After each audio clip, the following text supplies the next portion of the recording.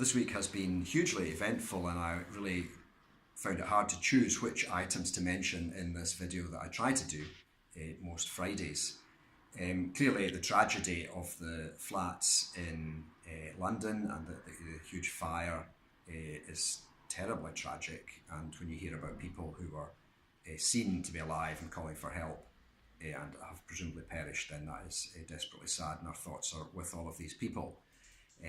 I have written to Glasgow Housing Association. We have 6 multi-storey flats in this constituency and have had a reassurance from them that the system that we have in Glasgow is completely different from what was used down south, and there are much more prevention against fire.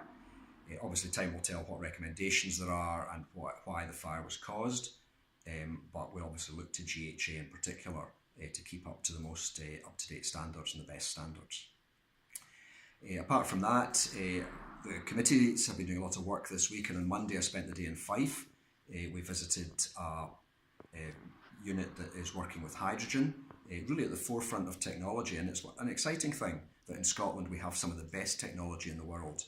So they have a wind turbine which obviously produces electricity for 8 units, including East Fife Football Club. They also produce hydrogen, which is used in local bin lorries.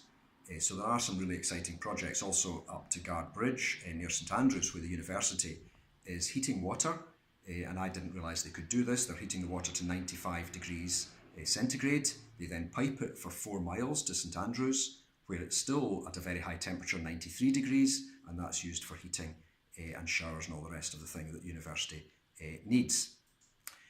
Also in committee this week, we looked at some of the transport issues, particularly rail, and the fact that there are delays in the Edinburgh-Glasgow electrification project. And this is very disappointing, and I think the blame does largely lie with Network Rail. And we as a party, the SNP and the government, believe that control of Network Rail should be brought into Scotland, because as long as it's being controlled in London, we seem to have these frequent cost overruns and delays in projects going ahead.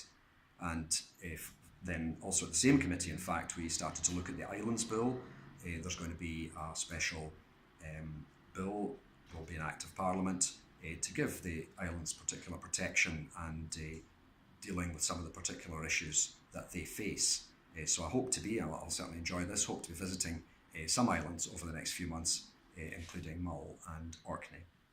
And finally today is a care home open day, and I've been at one care home today, in fact 2 care homes today, and hopefully another one tomorrow. And I used to work in that sector. In one sense it's sad that older people have to leave their own homes and perhaps live in a residential setting. But the good thing is that there's real care for them there. If they were to fall, someone's going to find them immediately, make sure they're eating the right food and all the rest of it. And it was great to chat to 1 or 2 people in the care home down in Bridgeton. So these are some of the things I've been doing this week to keep you up to date.